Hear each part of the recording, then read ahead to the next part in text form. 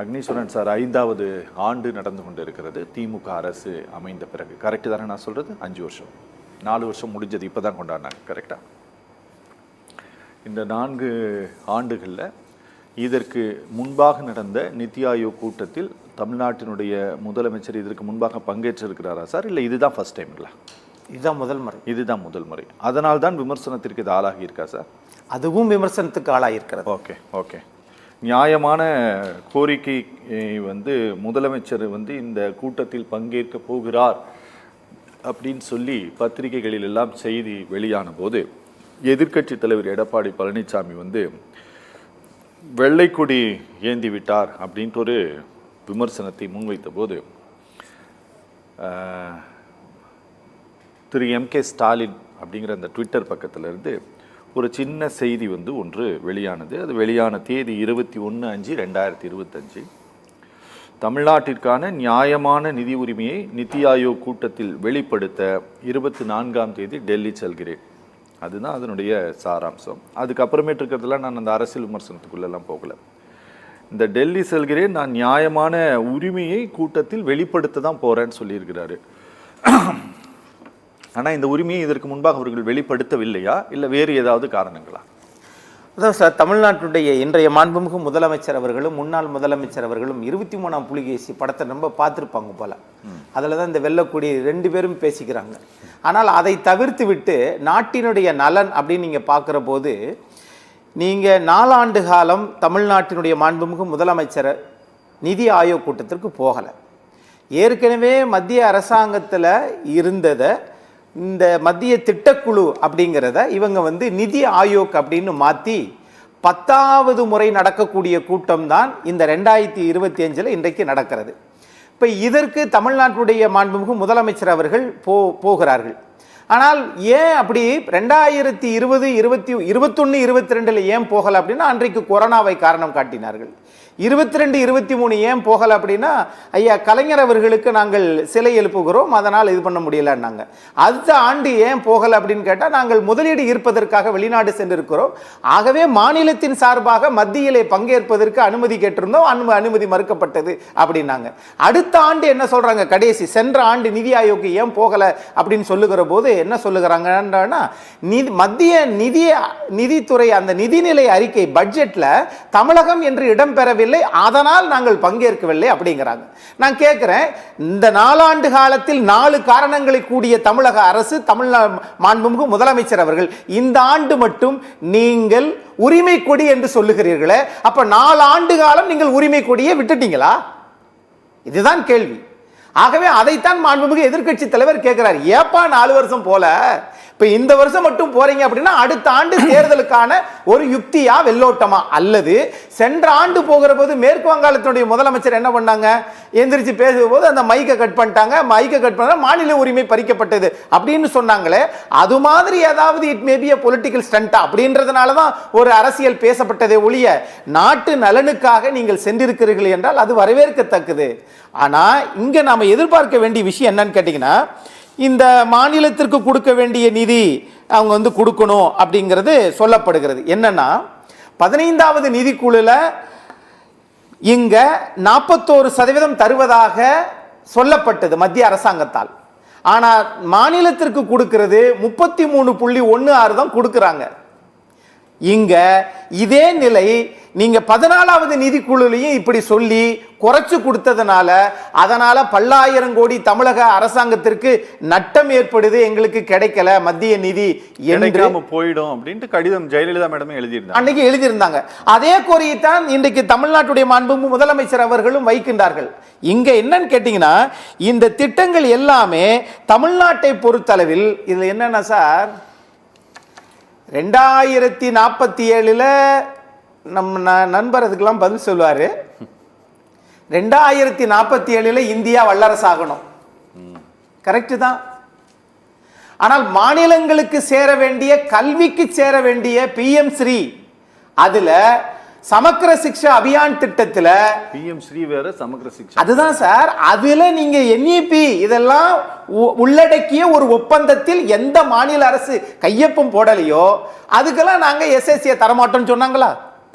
ஆகவே பல்வேறு கடுமையான நிபந்தனைகளை நீங்க வந்து ஒரு பெரிய ஒரு மாலுக்கு கட்டுறோம் அல்லது வந்து ஒரு தியேட்டர் கட்டுறோம், அதுக்கு பரவாயில்ல. ஆனால் கல்விக்கு 2200 கோடியை தராமல் இருக்கக்கூடிய இந்த அரசாங்கம், மத்திய அரசாங்கம் இப்ப இந்தியாவை மாநிலங்களின் ஒத்துழைப்போடு வல்லரசாக்குவோம். எப்பா நாங்க கட்டுற ஜிஎஸ்டியில் எங்களுக்கு பாதி கொடுத்தாலே போதும், நாங்க அதை விட பெரிய வல்லரசா மாறிடும். ஆகவே இந்த கோரிக்கைகளாம் வைத்திருக்கிறார்கள். அதே மாதிரி நகர்ப்புற மேம்பாட்டு திட்டம் என்று சொல்லியிருக்கிறாங்க. அரசியலை தாண்டி இந்த நிபுணத்துவம் பெற்ற இந்த கூட்டம் என்பது எப்படி என்பதை முதலமைச்சர் பத்திரிகையாளர் சந்திப்பின் போதுதான் தெரிய வரும் என்று தான் நான் பார்க்கிறேன். Okay okay. டீலிமிட்டேஷன் தொடர்பாக பாதிக்கப்படக்கூடிய மாநிலங்களுடைய எம்பிக்கள் முதலமைச்சர்களை கூட்டி ஒரு கூட்டம் நடத்தியது. மாநிலங்களுடைய உரிமையை நிலைநாட்டுவது சம்பந்தமாக ஆளுநர் விவகாரத்தில் சட்டமன்றங்கள் நிறைவேற்றிய மசோதாக்கள் தொடர்பாக உச்சநீதிமன்றம் ஒரு காலக்கெடு நிர்ணயித்து வழங்கிய ஒரு தீர்ப்பு. அது ஒரு வரலாற்று சிறப்புமிக்க தீர்ப்பு. அது சம்பந்தமாக குடியரசுத் தலைவர் வந்து ஒரு விளக்கம் கேட்டு எழுதிய கடிதம், அதுக்கு வந்து இது சம்பந்தமாக நம்ம கூடி பேசணும் அப்படின்னு சொல்லிட்டு திரும்ப முதலமைச்சர் எழுதின கடித நடவடிக்கை, இதெல்லாம் ஒரு நேஷ்னல் லெவலில் வந்து தமிழ்நாட்டுடைய முதலமைச்சருக்கான ஒரு இமேஜை வந்து ரொம்ப பில்ட் பண்ணியிருக்கு சார். ஓரளவு பில்ட் பண்ணியிருக்கு. தேசிய அளவில் ரொம்ப முக்கியமான ஒரு முகமாக திரு மு.க. ஸ்டாலின் தமிழ்நாட்டினுடைய முதலமைச்சர் மாறி இருக்கிறார். இந்த கூட்டத்திற்கு அவர் டெல்லிக்கு போய் இன்னைக்கு ஆல் த சீஃப் மினிஸ்டர் இன்னைக்கு பார்க்கறது அப்படிங்கிறது தனக்கான அந்த ரெகக்னேஷன் அங்கீகாரத்தினுடைய அளவீடு எந்த அளவில் இருக்கு அப்படிங்கிறத ஒரு சுய பரிசோதனை செய்து கொள்வதற்கான ஒரு பயணமாக கூட இது இருக்கலாம் அப்படின்ட்டு நாங்கள் கருதுகிறோம். சரிங்களா? இந்த பயணத்தை, இந்த கூட்டத்தை அப்படியான ஒரு ஒரு சுய பரிசோதனை பயணமாக இந்த அரசு மாற்றி இருக்குதுன்னு நம்ம நினைக்கலாமா சார்? ரெண்டுமே இருக்கும் சார். தமிழ்நாட்டு நலன் சார்ந்ததாகவும் இருக்கும், வருங்காலத்தில் 2026 தேர்தலுக்காகவும் இருக்கும். ஆனா என்னை பொறுத்தளவில் அரசியலை தாண்டி இந்த 4 ஆண்டு கால நிர்வாகம் மக்களுக்கு நன்மையை தந்துச்சா இல்லையா? ஓகே. அதுல நீங்க மத்திய அரசு தர வேண்டியது முடக்கப்பட்டிருக்குது, வரல, அதுக்கு போராடிட்டு இருக்கீங்க. ஆனால் அதே நேரத்தில் வெற்றியையும் நீங்கள் மாறுதட்டி கொள்ளக்கூடிய அரசு தான் நீங்கள். சரி, 3 அடுக்கு வெற்றி பெற்றோம், உள்ளாட்சி தேர்தல் வெற்றி பெற்றோம், நாடாளுமன்றம் சட்டமன்ற வெற்றி பெற்றோம், கரெக்ட். ஆகவே வெற்றி யாருக்கு பெறுகிறீர்களோ அந்த அரசினுடைய நிறை குறைகளையும் பார்த்து பண்ணக்கூடியது ஆளுகிற அரசாங்கத்தில் தான் சார் அதிகாரம் இருக்குது. ஆகையினால நான் அப்படித்தான் பார்க்கிறேன். இங்க வந்து இதுங்க பேசியதெல்லாம் பத்திரிகையாளர் சந்திப்புல என்ன சொல்ல போறாங்க, எது சார்ந்தது இருக்கும் அப்படின்னு பார்க்கிற போது நான் கேட்பது 2 கேள்வி. ஒன்று, ஏறத்தாழ 32,000 கோடி ரூபாய்க்கு தமிழ்நாட்டில் இந்திய நாட்டினுடைய பிரதமர் வந்தபோது அதே மேடையில் தமிழ்நாட்டின் மாண்புமிகு முதலமைச்சர் எங்களுக்கு இந்த மாநில கோரிக்கை, எங்களுக்கு மாநில உரிமைகள் சார்ந்து பேசினாங்க இல்லையா? இப்ப நீங்க சொல்லக்கூடிய இந்த விஷயங்கள் எல்லாம், அது டீலிமிட்டேஷனா இருக்கட்டும், அது சமஸ்கர சிக்ஷனுக்கு அபியான் திட்டம் பணம் கொடுக்காததா இருக்கட்டும், இவைகள் எல்லாமே அதே பிரதமரை நீங்க மேடையில வச்சு கேட்டபோது, அதே பிரதமர் ராமேஸ்வரத்துக்கு பாம்பனுடைய அந்த ரயில் பாலத்தை திறந்து வைக்க போது அந்த இடத்துக்கு ஏன் நீங்க போய் அப்பயே சொல்லியிருந்தால் இந்த கால அவகாசத்தில் அது கிடைக்கப்பட்டிருக்குமா இல்லையா? அப்ப இந்திய நாட்டினுடைய பிரதமர் இந்தியாவில் தமிழ்நாட்டுக்கு வருகிற போது நீங்கள் புறக்கணிப்பதும், இதே நிதி ஆயோக் கூட்டத்திற்கு 4 ஆண்டு காலம் புறக்கணித்ததும், இது அரசியல் பார்வை நான் பார்க்கிறேன். அதை தாண்டி ஆரோக்கியமான பாதைக்கு வருவோம் சார். இங்க தமிழ்நாட்டில் கீழடி ஆய்வில் அகில இந்திய தொல்லியல் துறையினுடைய இயக்குனர் அமர்நாத் ராமகிருஷ்ணன் என்ன சொல்லிக்கிறாரு, நான் கொடுத்து 2 வருஷம் ஆச்சு, ஆனால் இன்னும் வரைக்கும் நடவடிக்கை எடுக்கல அப்படின்னு சொன்னா மத்திய அரசு நடவடிக்கை எடுக்கல. மத்திய அரசு நடவடிக்கை 40 நாடாளுமன்ற உறுப்பினர் வைத்திருக்கிறீர்களே ஏன்? ஓகே, ஏன் கேட்கல? அப்போ அதே நேரத்தில் இரும்பு காலம் என்று சொல்லி அதை மாநில அரசு நாங்கள் தான் அதை கொண்டு வந்திருக்கிறோம், அது புகழ் வாய்ந்தது, அது தமிழ்நாட்டிற்கு நல்லது.